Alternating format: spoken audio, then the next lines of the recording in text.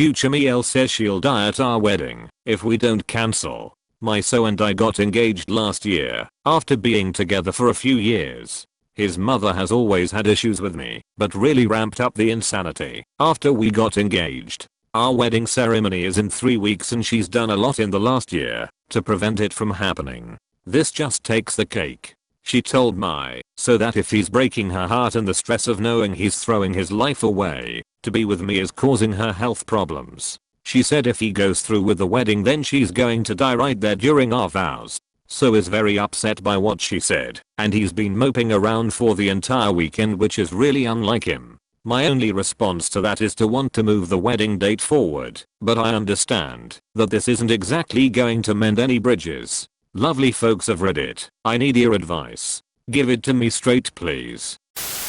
Future mother-in-law got herself uninvited from our wedding because she won't apologize. Trigger warning: domestic violence, child abuse. My fiancé and I quietly got engaged and didn't tell the parents until 6 months later, which is when they think we got engaged. And honestly, thank fuck, because both mothers have made this a nightmare. Future husband and I come from completely different backgrounds. My birth dad was and physically and sexually abusive to my mother, and he would sexually harass me for a laugh. I was very close to my mom when I was younger. My mom and stepdad aren't bad people, but were very inconsistent in their parenting. I was always involved in family issues, including lawsuits and discussions regarding finances.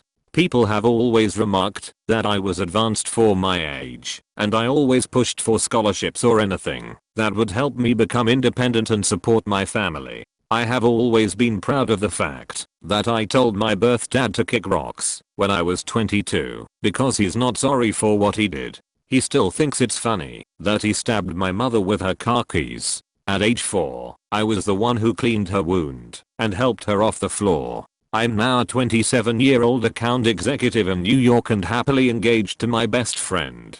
Future husband is a lifelong New Yorker and comes from a wealthy family. He was considered a gifted child, but struggles with severe ADHD and depression, and instead of helping him navigate life a learning disability, his parents just framed him as a lazy genius who never lived up to his potential. When I met him, he was struggling to maintain a routine and keep a job. He never actually finished college until I helped him realize all of the opportunities and accommodations he could find.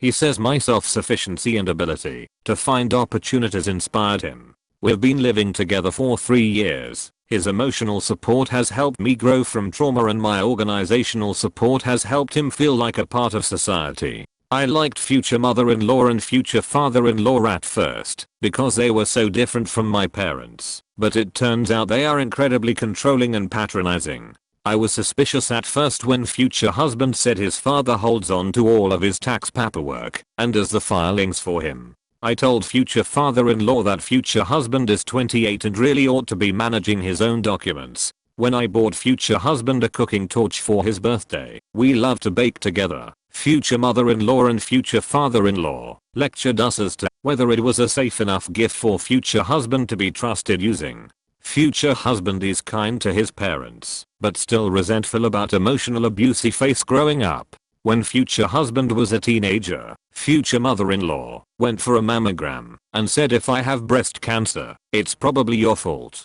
Future father-in-law would always mutter stupid son of a bitch under his breath whenever future husband made a mistake. Future mother-in-law sells Herbalife diet products and has a nasty habit of fat shaming people in the name of caring about health. Future husband is thin and still thinks he's fat sometimes because of his mother's brainwashing. Despite everything, I became close to future husband's family in the first couple of years of our relationship. We all live in New York City, so we would have family dinners once a month. When we announced our engagement, we even had a family engagement party. All was well until the planning started. You see, my parents never visit me. My stepdad has helped me move in the past and once stayed with us on a work trip, but my mom has always considered my moving away a form of abandonment. She really thought I was going to move back in with her. My parents live in upstate New York and have complained the entire time that I haven't moved back and that my wedding isn't in their city.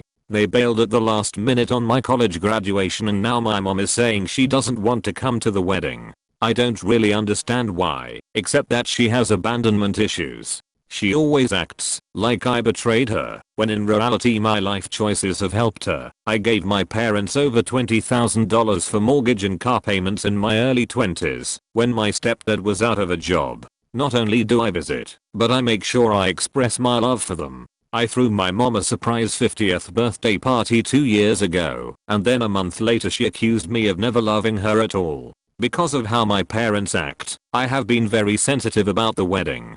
I'm trying to process the fact that my parents cannot be there for me. Future husband has been fully supportive and helped me create a few rules for the wedding, which we are 100% paying for ourselves. Rules 1. No kids at the wedding. I love kids, but would prefer not to have them there.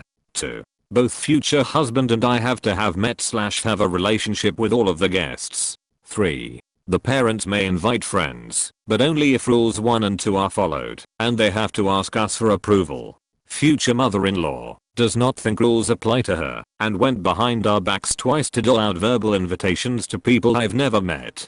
We sat future mother-in-law and future father-in-law down over Thanksgiving to explain why this was unacceptable and that future mother-in-law will have to uninvite her friends. She kept saying, but future husband has met them, completely missing the point of rule number 2. She kept offering to pay for her guests, even though we said this is an intimate event and money is not the issue. The 70 guests are all very close friends and family, and if anyone is bringing a date I have asked to meet them first. Future father-in-law was incredibly snide, bitching about how I must hate kids, and how bossy I'm with all my rules. We are paying $26,000 to have the wedding of our dreams. I do not see why her preferences are relevant. It's ironic, as future father-in-law eloped with future father-in-law because she was upset that her parents could not attend her wedding. Her own in-laws were offended, but accepted and respected her need to be comfortable. Everything broke down in January when we had a family gathering, and future father-in-law kept pushing future husband around. He snapped and started telling her off. Then I jumped up and fully supported him. I said he was too old for this behavior, and that she had absolutely no place ordering him around. She yelled, "You are the kids. You do not speak to me like this," and berated me for all my rudeness. I had been incredibly kind and tolerant over the years, only speaking out when she was violating a boundary. A few days later, she tried to pretend nothing had happened. I demanded an apology via text for everything she said at the gathering, for disrespecting our wedding rules, for making rude body-shaming comments about future husband and what dress size I ought to be for the wedding, and for ordering future husband around. Future husband and I have both pushed for an apology to no avail. She simply thinks that she is never wrong. Future husband and I have been vulnerable with future father-in-law, telling her honestly how my family situation has made this difficult. She continued to blame me for how I'm treated, and said I was too angry and sensitive, and that she didn't see how our marriage could last if I act this way. Meanwhile, I refused to be treated like a kid when I always had to navigate life with the self-sufficiency and emotional maturity of an adult. She called a family meeting without me where future father-in-law told her how disrespectful she can be at times. She told future father-in-law that he should be grateful she does what is best for everyone.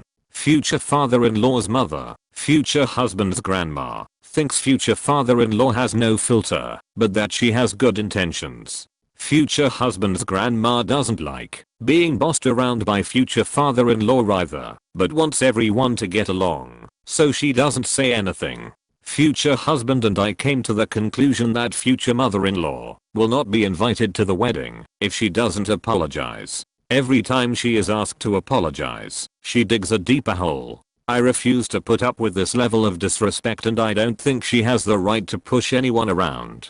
Future husband told her that her invitation is contingent upon an apology, but she continues to text the family group chat as if nothing is wrong. She is in for a rude awakening when she realizes we are not fucking around. I've mentioned the situation in a couple of wedding groups online and people think I'm being too harsh, but I don't see what's so hard about apologizing, unless she's a narcissist. Future mother-in-law showed her ass 1,000 times despite supposed good intentions. To be quite honest, I think future mother-in-law counted on always being able to push future husband around and hates me whenever I stand in her way. I'm proud of him for standing up to her. Having written this whole thing out, I feel proud to be the person I always wanted to be, someone who has enough money and life stability to stand up to bullies.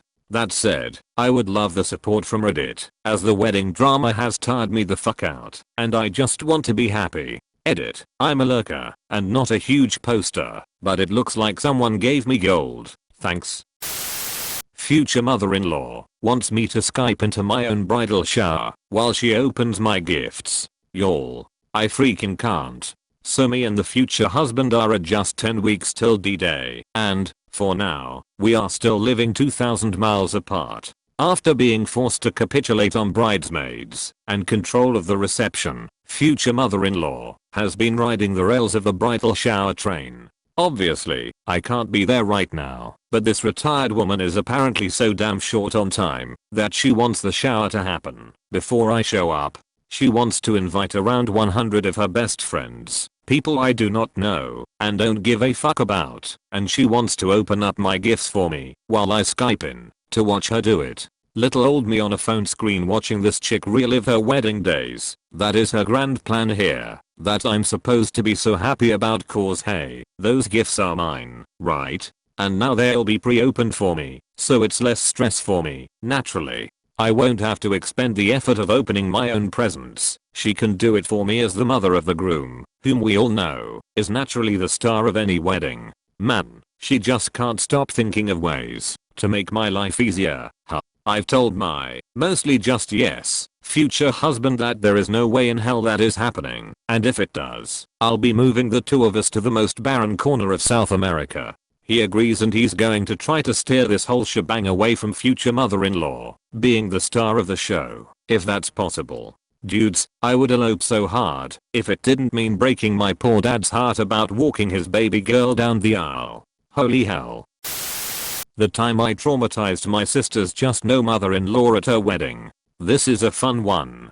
Background is that my C's married a dipshit with a very just no mother-in-law, who I will call Bonnie in this story. Bonnie is like a character from a sitcom about awful southern harpies. Her only redeeming quality in life is that she really can make a beautiful holiday centerpiece. I guess she's also got a rather impressive ability to wander through life while smelling like Grey Goose and Virginia Slims and telling people she's been sober for decades and doesn't smoke with a totally straight face. Envision a shitty Blanche Devereaux scene.